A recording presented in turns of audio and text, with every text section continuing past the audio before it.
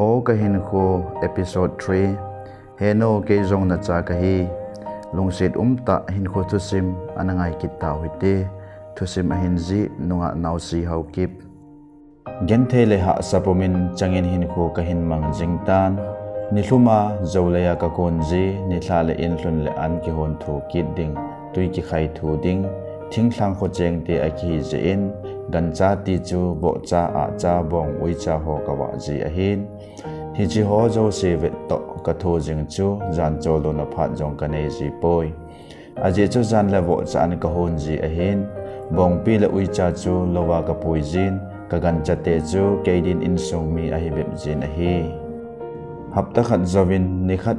lowa ko na ka hung hlon kho jin mit chip chep hin mi khat a hongin hitin a hong se je nausi na paten jing le ka hung to diu a hin nga mun chanin e hung vil hen ati ve a hung ti na hi ken zong a den dinga ki go hilo hamo ep dinga jing ni kho ta a hung pot go hitam ti aga do le aman banding hi chula agam nei ten phat tep lova banding a phon do je ova zani masalanga ko na school zo se zong ki kha hi tai atin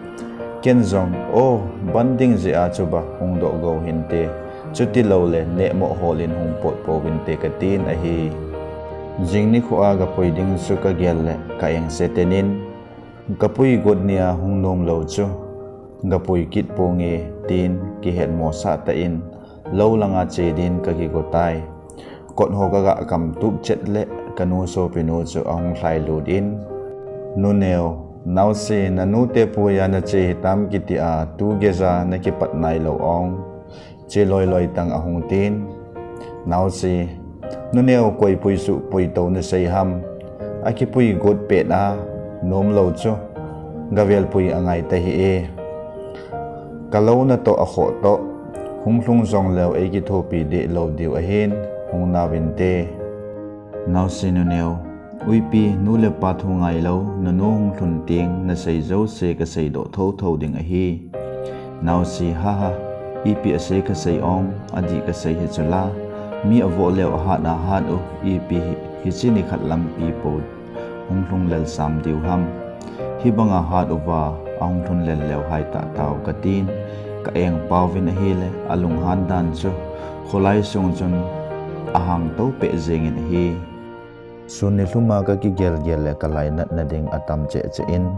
ong hlun diu zong ka ki khoto zo zo zengin hin la kapale naw sen mu kal ka nga lel se in hi nila in meding ho ka holin vo chan ka holin kalel set in ka hin pon in ka hlun konin in sunga kanule aso pinu ki ho so le lut chu kaga zangalin ke jong ki pa lau thim ki lunghan sa themin in sung kaga lut le kapa chon bu an honin kanule aso pinu chu kaga le mit ha kaubel bulin eina vetlonin a hi ken jong kapa chu ka hovin hepa iti anong hlun hitam nausipa azolang punga vel chu a hitai nahungei na e boinu nausi hitit a kilo se ta a kato wanga i makham jong ka tong do ji e hepa nausipa holo chu zo kham khama na to ding a hi tin ka ki holim flonin a hi le kano chon kamin sing serin e hin kovin hoinun nem sim thu a hi tuni ahung su dinga na ki seja gam hoi sila na ngaya na hung lo hi chaong ke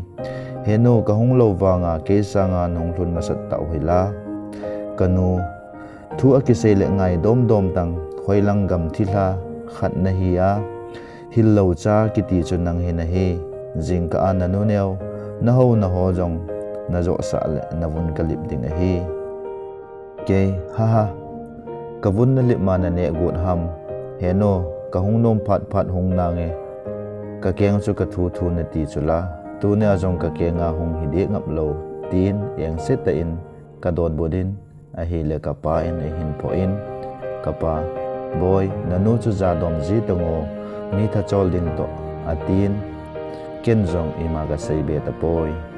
jingka mata in ka thovin naw sen pon hole amani bon ho ka ga sop plan kong lunin an ka honin angai bangin lo wai ka kon kitai ka pa zong le kanu atau le to adin le ding a hi ji chun ei ki tho pi de ji pon hi khosong mi ei hathim ho chun ei long se le jibin hinla kanu le aso pinu to ki ho thei zo si chun anup nomin ei ho se jibin ho in ka kai ji jong le ki gospel sa no ei tivin ka kai da le satan people ei tivin kanu hi an ane ka le ai mu sung bo ina umji ahin adang chu aphat zo se khulai len nan bo amangin ahi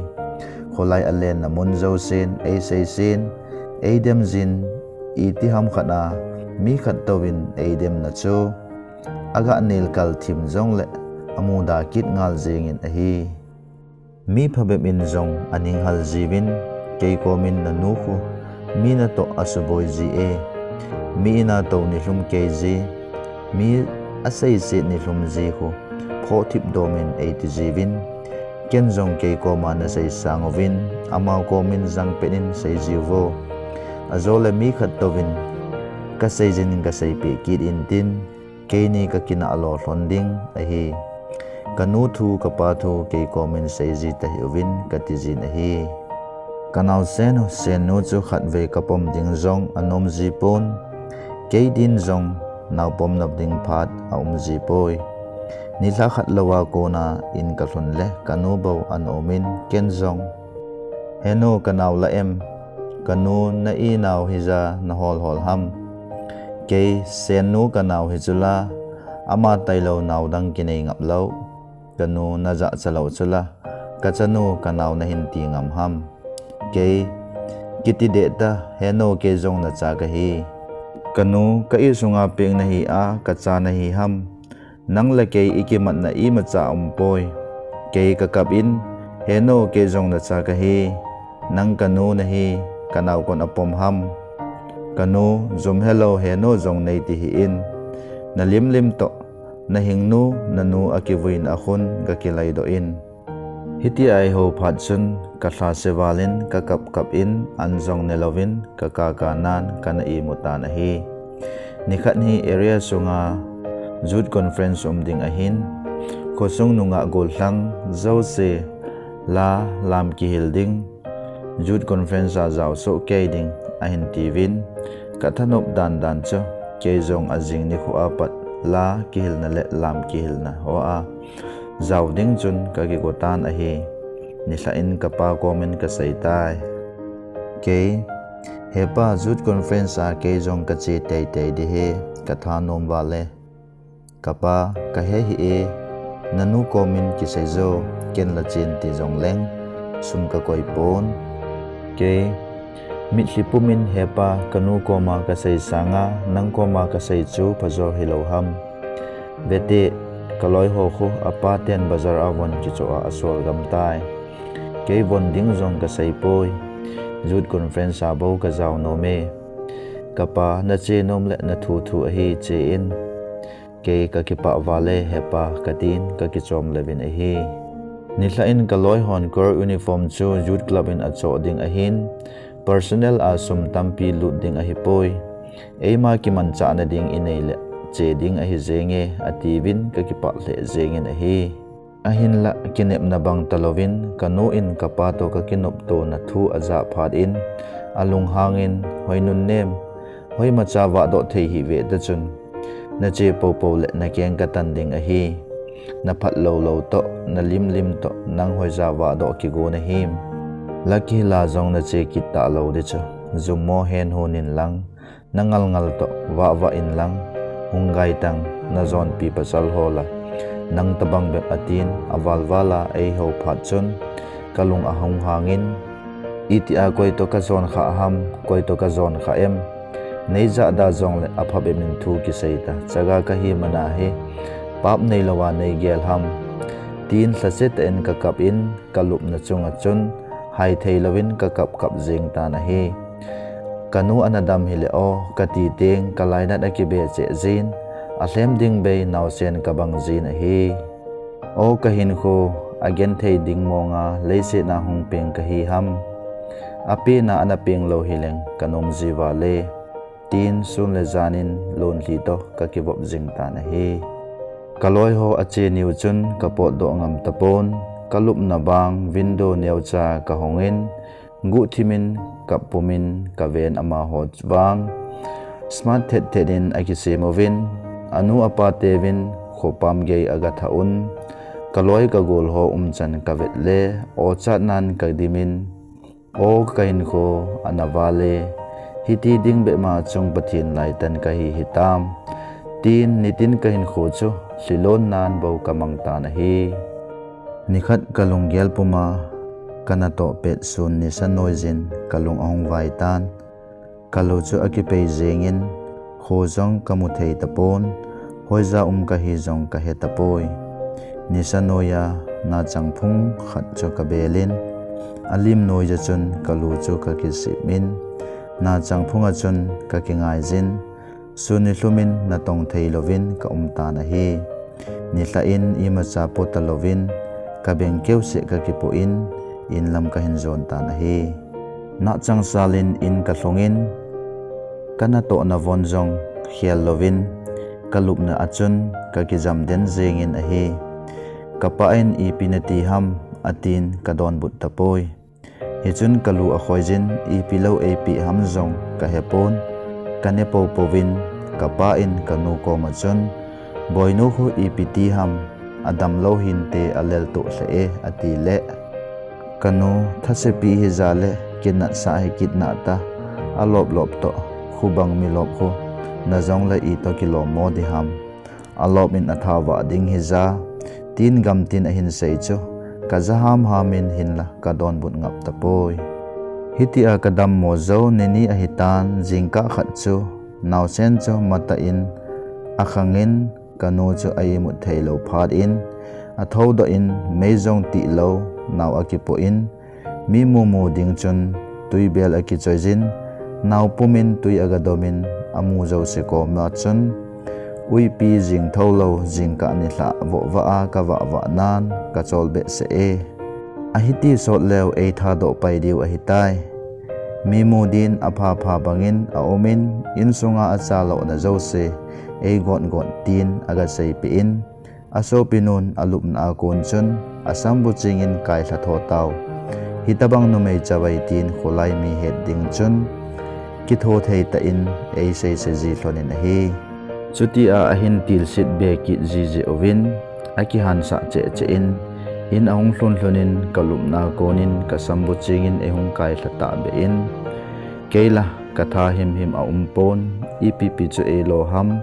pauzong pauzo lovin thibbe in katho chai ke jen hi akenga e pe to munthia e jep to hizong le kam khat be in zong kapau tapo na hi khosung mi kadam lo thu he hon e hong vet u jong le anoi se dom ho chu alut sa ji pon upa khanin mai cham ang semin kanule kapa chu nasa ta in thimo achanin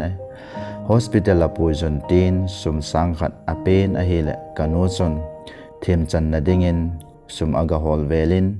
sang khat ma chu ahin hamin ajingin khosunga gol hlang hon nga mun chan e hong thaovin kaloi nu hoi nu chu to hospital ka chi hlonin hi kahung dam do jeptan in lang ka hin zon kit hlon tai kahung dam do zovin katha zong a thei pon kanaw se no cha awa thei panin e ngai dan chu kidang ka sana hi don la ka don khapon in sung khana ki khom banga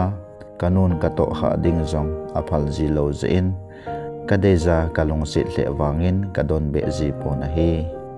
hinla naw cha chun ka keng amu zong le e ka jin ga pom ding ka ti ji zong le kanu in ka cha nang to kha din zong ka phal poi ati jin ke din ha sa le ji na hi kahung ol jep tan lo vai ka kon pan kit ji tan all in ka tha kham khamin